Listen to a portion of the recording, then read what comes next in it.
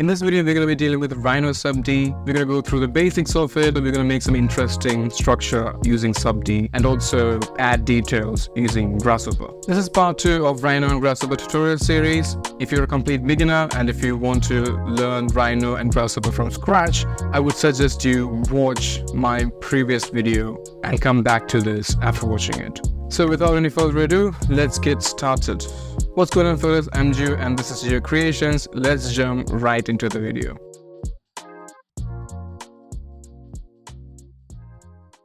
So here we are in Rhino, and this tab over here is the Subd tab. This is what we're going to be using most of the time today. So before going into Subd, I just want to make certain things clear, which is the difference between NURBS, Mesh, and Subd. I've already covered this in the last video, but anyway, I'm just going to go through it once again. The standard tabs are mostly NURBS. So if I draw a cube in here or a box in here, it's going to be a NURB. So how would you know that? I mean, it's basically, we can see these ISO curves, which would determine the curvature of it. So if you draw something that is curved, the ISO curve would follow that to, show you how it is curved. If you trim it, it's called a trim surface. So that won't be, functioning as good as an untrimmed surface, by the way. So yeah, you can also, use rebuild to add more of these ISO lines, and then you'll be able to control it like this. So this is completely NURBS, so this would be useful for very accurate and precise drawings. But we're going to deal with Subd. So Subd is very much directly related to meshes. So if I'm creating a mesh box over here, so you can see there are different quads over here. Like you can see this, Control Shift, you can select the quads individually, and then you can do whatever with it. So this is basically how most of the 3D software works, including Maya, Blender, 3ds Max, etc. And to be fair, Blender, Maya, and Maya has their own subdivision algorithm, similar to Rhino subdivision. The subdivided model probably would not work with each other, probably won't communicate with each other pretty good. But meshes are universal. Anything with mesh would be working really well in cross-platform. Let me draw another box using Subd. So here we have another box here. So there you go. So what is Subd doing is actually a form of mesh, but it is just making the edges and vertices a lot more smoother. If you want to look at the mesh version of the Subd, you can just press tab and that'll turn into mesh, and now it's a Subd. So basically whatever you do here, this is Subd and this is the mesh version of it. I can look at it like that.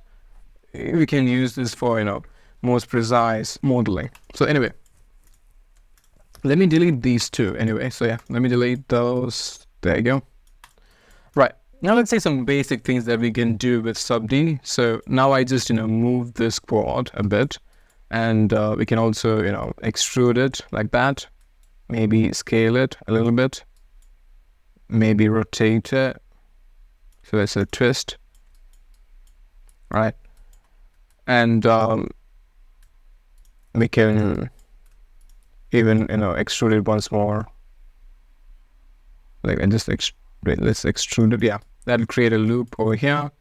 I'll be able to control that like this, right? And if you go see the mesh version, yeah, it'll look completely different, but this will be useful for you to ground your model, or if there's any mistake, it will be easier to edit your model in mesh view, by the way. So yeah, so far so good, it's fine. And now let's say I want to create a loop here, like another chord in the middle of it. not extruding it, like, but in the middle of it. So how do we do that? We can use this loop, Subd edge loop. And before that, I'm going to select this loop altogether. So let me hold on Control and Shift, select this particular edge, and I can select the whole loop like this, and then I can insert this, insert Subd edge loop anyway. So yeah, that'll create another set of quads. And again, you are free to manipulate not only the faces, you can also use the vertices and also edges separately, right? So yeah, so that's how you do use Subd to create stuff like this. And next thing I would say, a very interesting option, like a very interesting feature in Subd would be bridge. So if I copy this, let's say, and if I want to connect these two, in a smooth way, let me mirror this. Why not? Let's say -1. Oops, yeah, I'll mirror it, and I'm going to connect these two like a smooth membrane over here. So you can either type bridge, or you can use this icon over here, bridge meshes or Subd, and then you can see that's a smooth connection over here. You can do the same thing, but to create a hole, let's say. So I'm just gonna select these two, and I'm gonna bridge it. So now you can see it's a hole, but the problem with this particular model is it's a single phase Subd quad, so you won't be able to control the size of the hole by just scaling it down, because it selects the whole thing and shrinks it completely. So how to solve that? We can just make another offset here, it's called insert Subd. So I can use this insert Subd tool, and then insert another a set of quad, and then I got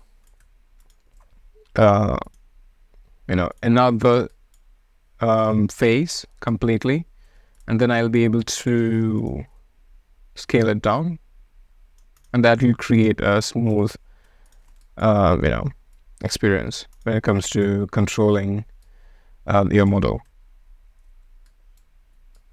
And then let me scale this down a bit.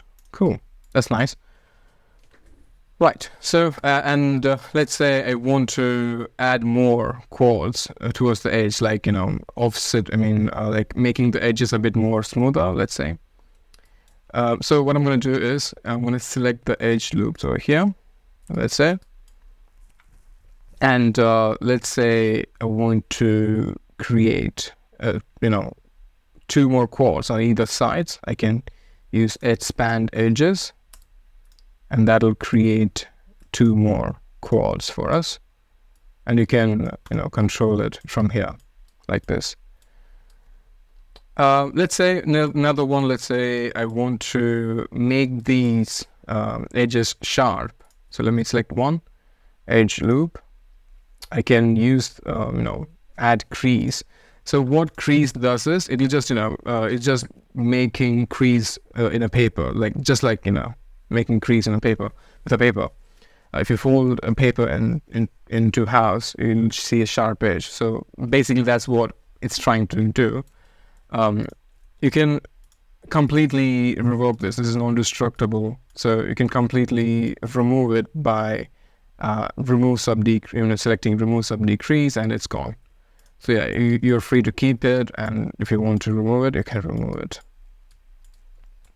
Right, so next thing, let's make some holes over here, maybe, why not? Like that. Let's see. Let me do that again. There we go. Let's do the same thing here. So if you noticed, I'm doing, this is pretty much symmetrical, but I'm doing the same thing in both direction, in both sides. if you don't want to do this, and if you want to completely control it at once, I would suggest you add a reflect panel. So this is reflect. So reflect object subd. So let me select this, and I'm gonna add a reflection plane over here. And now it's reflecting the other side. So whatever you do in this side will be reflected in this side, basically. So this will be helpful for you to create some really cool furniture models and all sorts of maybe automobile design, like a car, or any sorts of symmetrical, like a human face or a 3D model or a character design or any sort of stuff that is kind of symmetrical. You can do all those all sorts of stuff. And yeah, don't ask me what is this. I have no idea. Let's see how it turns out. If it comes out good, yeah, good. But the next exercise is going to be somewhat, I have some idea what to do for the next exercise, but this is going to be whatever it is. Yeah, let's see. So, oh, that's nice. So we just created another, some deal. So you can see there's some parts that's clipping. So this is when you need to use this mesh edit to completely see what went wrong. And you can see there is a lot of sharp. There's a gap in here, and it's basically not a very good-looking mesh.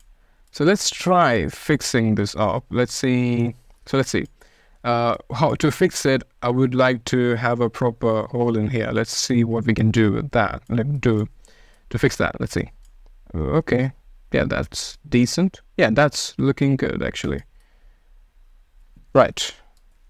Now, to release the reflection, you can just select it, and then you can use this remove subd symmetry. So you can right click here. So left click to add reflect subd object, and right click to remove it basically. So right click, and that's gone. Yeah. Let's see what else we missed. So let's say I've just deleted this accidentally. So obviously it makes a really clean opening, but let's say I want to fill it back. I can just select this loop, and then I can just use this fill subd hole right here, and then hit enter. So that'll restore it to the previous condition. Right. So that's basically how you work with subd. There are other stuff that you can obviously experiment with. So now I'm going to delete this. Let's create something different. Let's say I want to create a set of a building with a set of wireframes. So let's try creating a structure just with a set of wireframes, let's say. So let's say, yeah, let's there's near, fair enough. Yeah, let's bring it here. Cool. And let's create something like that. I'm just going to bring it up with this point here. Let's bring it here. This is something, to work with. Let's see. I have no idea how it will turn out. So I've just created a bunch of wireframe. And yeah, let's explode this. Probably it would be better if I just created a new line for this bit. Yeah. So this is just a bunch of wireframe, and let's use subd's multi-pipe to create something interesting. Let's see how it looks. So let's go to subd tools, and I'm gonna select this part, and I'm going to use create a subd multi-pipe. Select it, hit enter, Oh, okay. Structure division, let's say 3. Okay, so this is structure size 3, so it looks a bit plumped. So let me try that again. 0.5. Okay, structure maybe 1. Okay, now we're getting there. Okay, this is what I was expecting. So now with this, you'll be able to, obviously edit this in all sorts of different ways. But the problem with this is, if I want to add more wireframes or add more stuff to it, it's not going to work. Like, I have to delete it and then do it all over again. So, right. So let's try automate, and this is like a form finding exercise where where it would be better if we have room for trial and error. So let's set up a Grasshopper script to make this far more interesting. Okay, so yeah, let me delete it. Fine. Okay, so I'm going to use a new layer, brand new layer. And I'm going to link that particular layer with Grasshopper using geometry pipeline. So I'm going to create a new layer. So let's rename it Grasshopper wireframe. Okay, so this is my new layer. I'm going to go here. Let's go to that new layer. And now let's open Grasshopper. Launch Grasshopper. Before linking, let's see how the multi-pipe works in Grasshopper to give you an idea. I'm going to turn on bifocals. It's a plugin to see the names of the components I'm using. You don't have to install it, by the way. It's an optional plugin.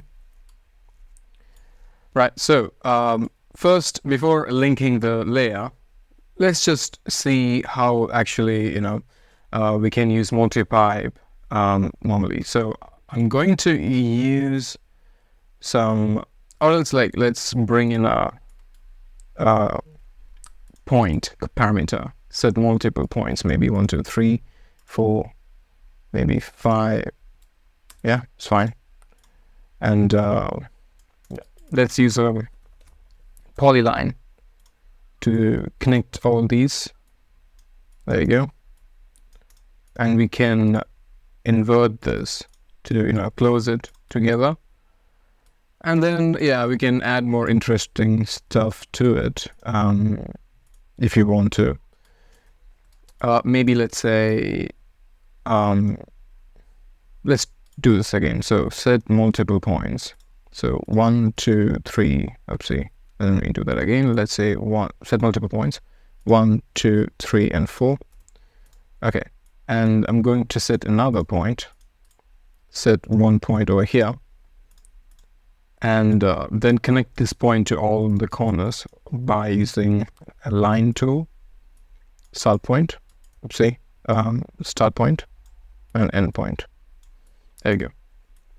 So these two set of lines would come under the same, set. So I'm just going to add it together, maybe flatten. And then I'm going to use multi-pipe in Grasshopper. That's here. So here's the curves. As you can see, it's already working. The node size are the size of these connections. So let's say node size is 1.2, something like that.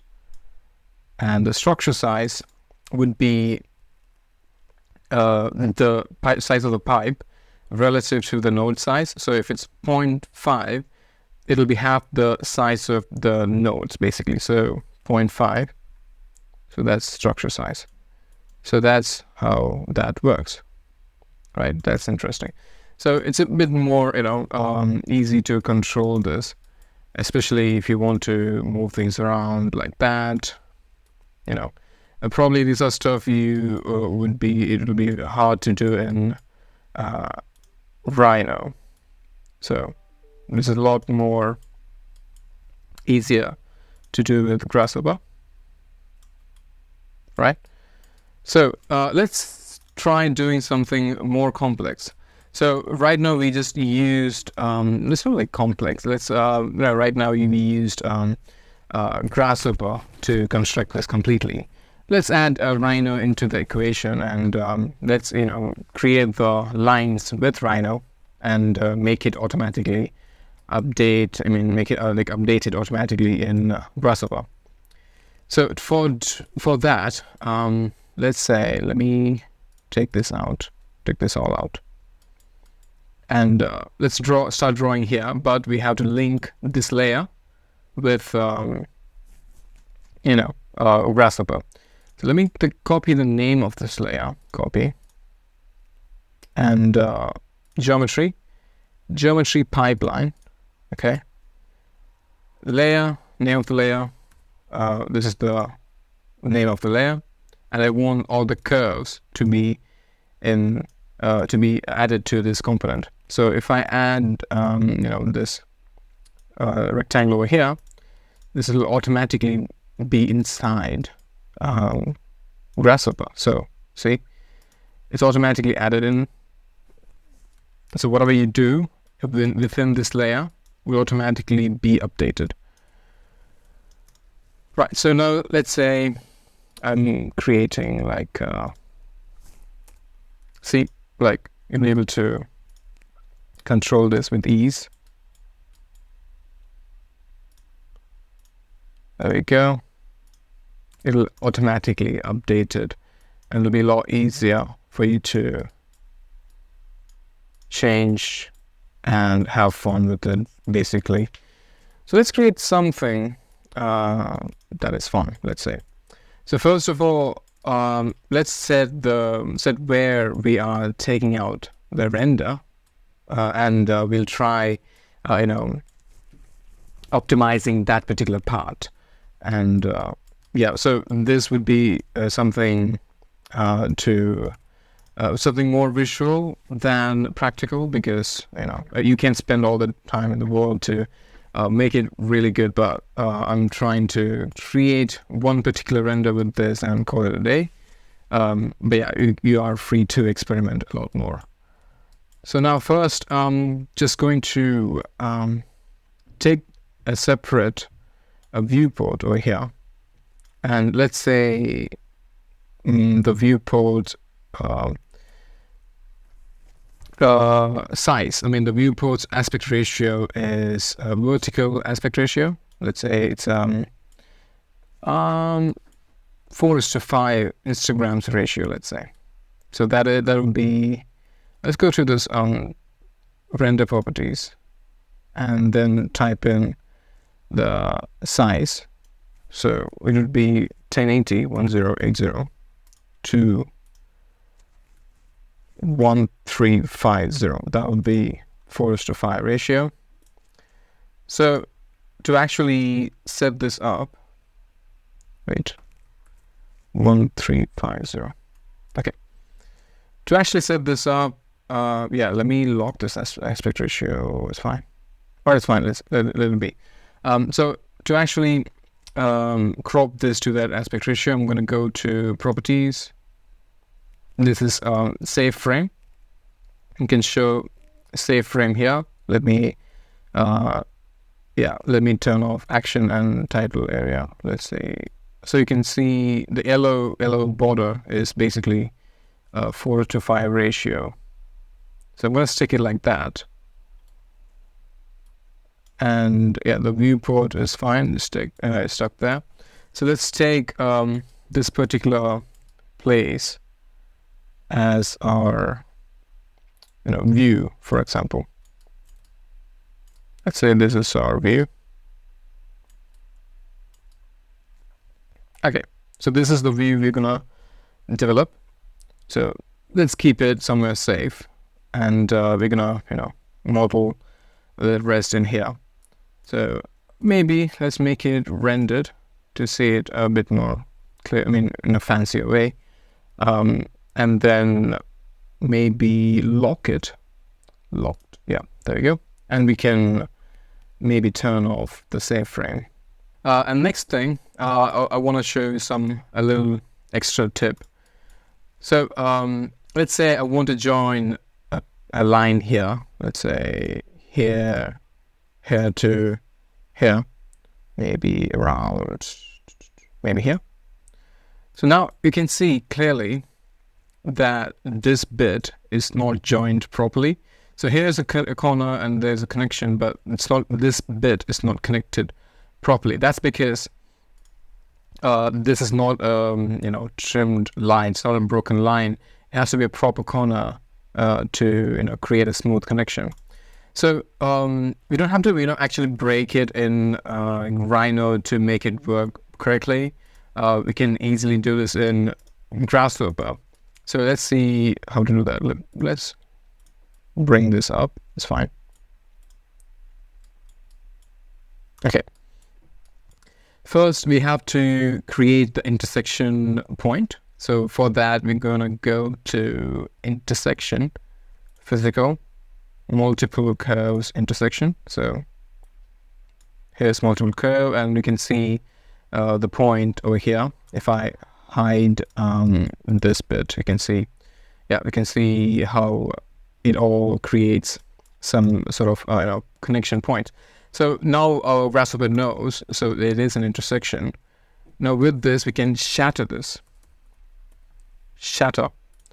But we're not going to use the points as a parameter. They have this parameter A, right? So that's what we're going to use as the parameter to actually control this.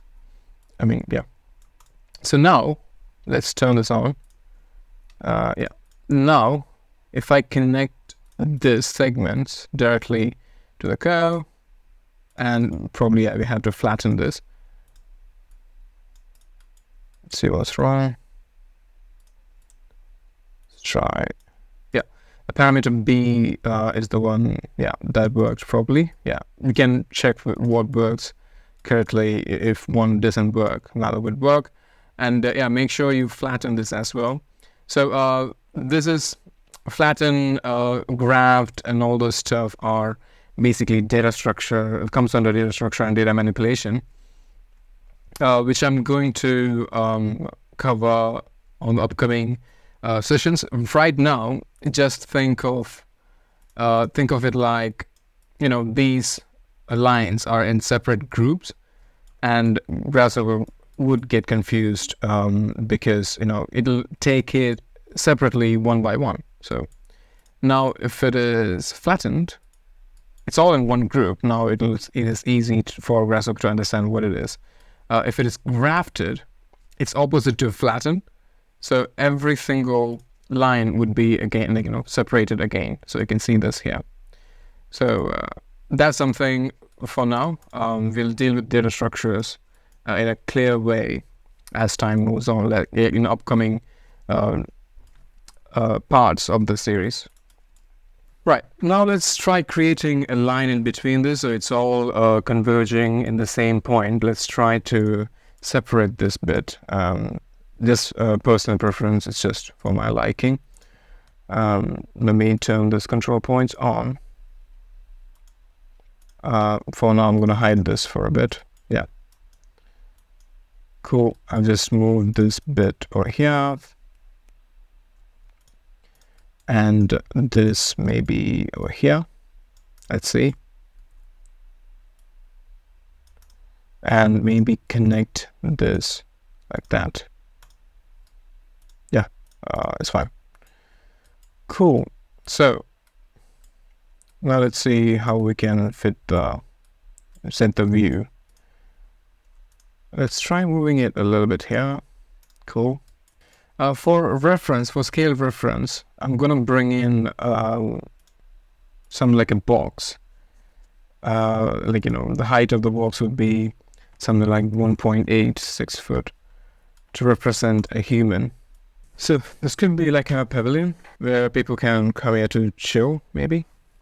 And that's the sub D part of it, let's say. And let's create a bit more interesting things with this. So let this be here like this.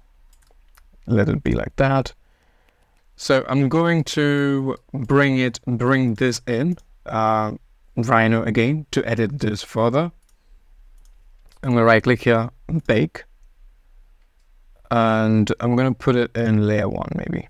Hit OK. All right, close it. Let's come back to it later. For now, I'm gonna move it away. All right, so first I'm just going to change the color of this layer, just not, too good for my liking. It's fine. All right, maybe a tiny bit of gray. Fine, it's fine. And let me create a ground plane. Maybe create the ground plane with Subd.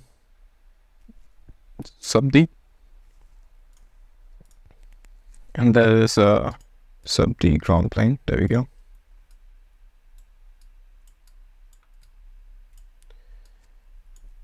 I'm gonna subdivide this multiple times so that I can manipulate the Subd in a deeper level.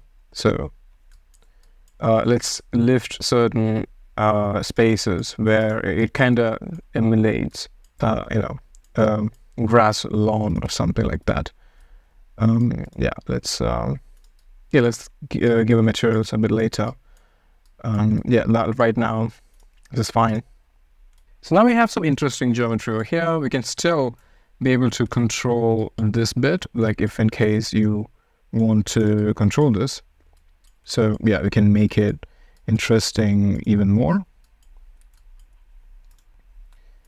Let's say, maybe like that. So the best way to work with in Rhino is using both Rhino and Grasshopper. I would say take advantage of both when you are working.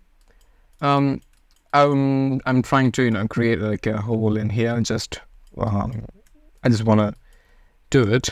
Let's see how it looks.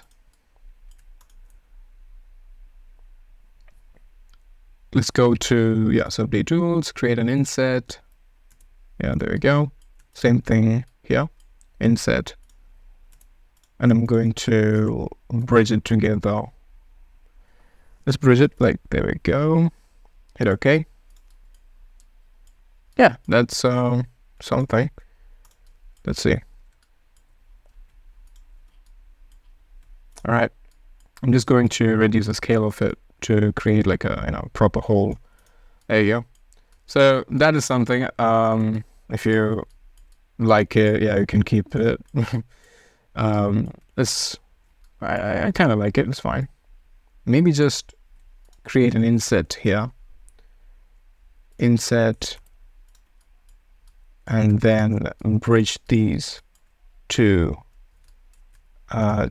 loops. Yeah, there you go. And let's bridge it. Okay, that created something interesting. Here it's a bit sharp. Let's see what's happening. Yeah, so we can select this bit. We can make sure we're just selecting the vertices, and then we'll move it somewhere here maybe. Let's see how it looks. So here, one sec. Yeah, let's move it like that. So this should look good. Yeah, that's not bad now. So if we are looking at from here, the floor plane, there you go. This is how it would look from here. Right, and this bit is a bit more thick. Let's reduce that by adding another inset over here. And another inset over here maybe. Let's join these two as a bridge. There we go. So now, this looks a bit more manageable. And finally, this could go connect somewhere else, maybe here.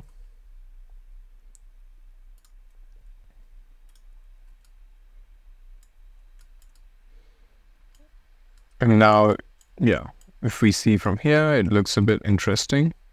And final touches, let's try creating like a shade in here. Let's say sun is coming from here. Let's say that's the kind of like the south side, and let's create some sort of shading for this pavilion from here and here maybe. So for that, maybe delete this layer. For that, let me create a new layer. Yeah, maybe layer 5 is fine. This is for the surfaces over here. So I'm gonna hide layer 1, that is the Subd frame layer. I'm gonna rename this layer as Subd frame. Let me save this. Let me hide the Subd frame layer. Let's create 2 surfaces here and here with this surface tool. Ignore this.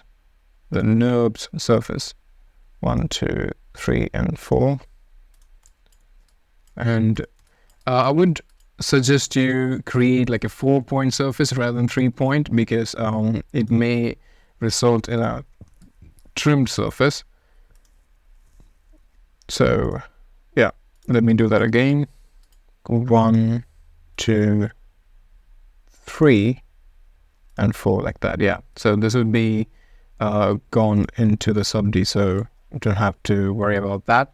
The reason for creating 4-point surface are it would make a problem, like it would be like a trimmed surface when we try to use Grasshopper, so the UV data would be a bit messed up. So that's why I created like a 4-point surface.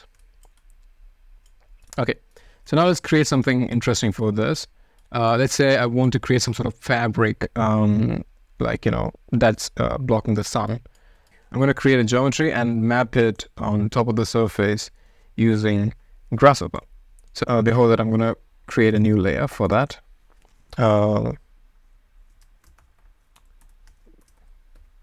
Geometry for mapping tutorial. That is mapping geometry on a surface. We're going to use that. So this is exactly what we covered last tutorial, so it'll be easier for you to understand. So I'm going to create a square in here. Okay. To make it like a proper fabric, we need more ISO lines. So right now I'll be able to control these points, but the center is a bit dependent. So I'm just going to rebuild. Let's try 6x6.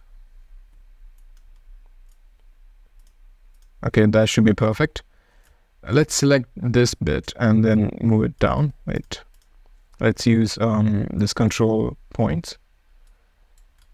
And I'm going to select these 4 points and move it down, simulating fabric a little bit. So it's bulging according to the wind.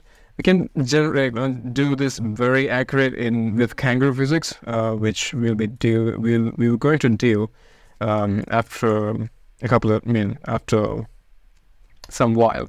But for this tutorial, I don't want to make things too complicated, so we'll stick with this method. So I'm just gonna create like a curve in here, so that you'll get the elastic effect, and we're gonna split this first. We'll mirror this and equally distribute on all 4 sides. There you go. Now I'm going to split this. Let's select all these curves. These are the cutters. I'm going to join it together. So here's the geometry is split and cutters. So it's split into So this kind of looks like a proper, a fabric that could go here basically. So let's save this. That's fine. Right. So now let's use map to let's use that mapping method to map it on the surface. Right, so yeah, let's not look at this. It's already done. I'm going to delete and disable it. It's fine. This is already done. Maybe you can even delete it. It's fine. It's here in Rhino. So if you need that, yeah, you can create that again, or you can save it separately, or you can keep it aside. It's totally fine. Just don't want to confuse you guys, so I just deleted it. Now I'm gonna bring these two surfaces in here. So let me bring a surface floater. Right click here, set multiple surfaces, 1 and 2, enter. So I've got that here. Now I can probably, hide this bit, like hide this. Yeah, it's gone. All right. So now I'm just going to create an isotope. I explained this properly in last tutorial. So if you had, if you found it how to understand this bit, yeah, please go check that and come back here. But it's totally fine. I'm just going to do it in front of you, so it should not be a big problem. Anyway, so divide domain here. So that's the domain. Here it goes. And I'm going to graft this so that it considers these two as separate surfaces. And there we go. UV, let's reduce it like a 4 and 4. Let's try that. Okay, let's keep it like that, and let's see how it looks after bringing this in. I'm going to bring this in as a VRUP. Right click here, set one VRUP, and bring this bit. Again, yeah, hide this as well. So now let's bring this. So before bringing this, we need to convert the surfaces as boxes. So surface box. You already have the domain over here. Height, let's say 0.3. And we have a problem here, which is one is going in this direction, another one, the second was going in this direction. So to fix that, let's try flipping the direction of the surface. Right, so let's reverse swap UV, let's say.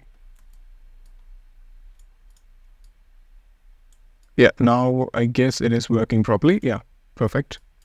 I'm just gonna use Box Morph to morph this geometry into these boxes. So Box Morph.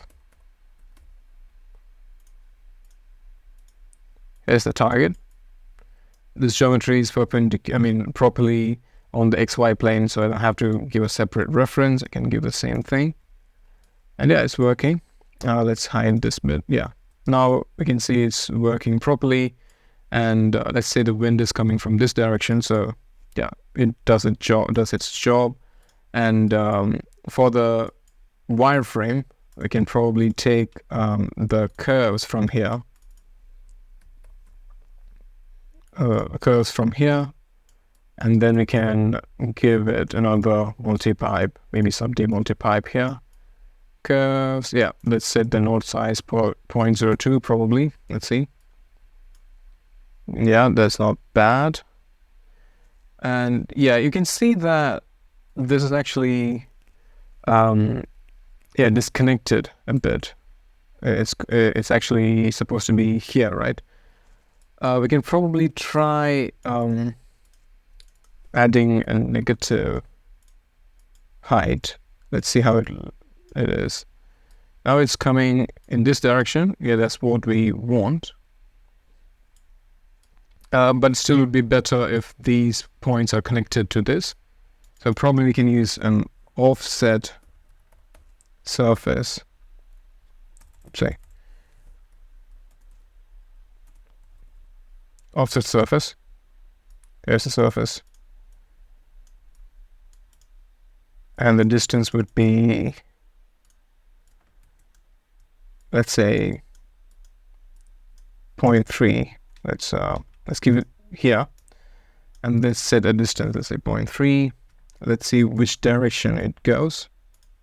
Yeah, this is going right. So we basically offset all the surface perpendicularly so that, it could match our, the fabric that we created.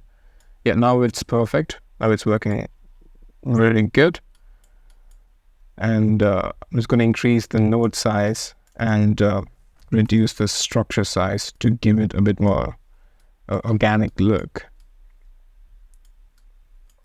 Perfect. Right, so now let's see. Maybe go to render view and let's see how it looks. Yeah, so that kind of looks really good. We can probably stick with this. So here's the viewport we took. And yeah, before that, let me just bring it all in Rhino. Probably we'll set two different preview, like material.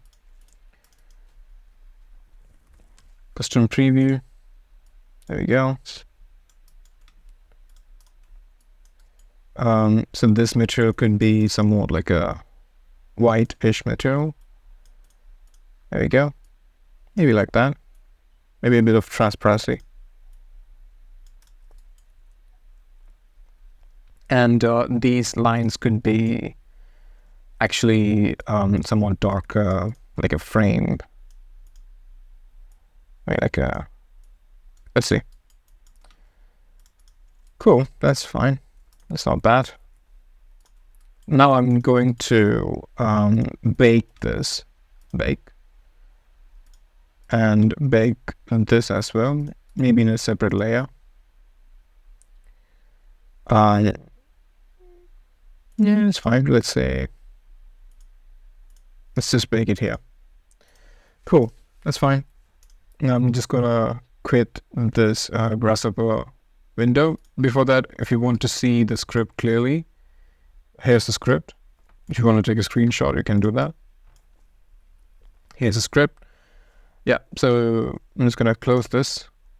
It's all in Rhino. We're not going to do anything in Grasshopper anymore. So that's pretty much it. Like, you can set up proper, materials, and we can take a render. So let's try doing that maybe. So let's set a grass material here. I'm gonna go to materials. Let's add picture material. Maybe let's use this. Right click, assign to object. That's not bad. And this could be some sort of metal. Let's see.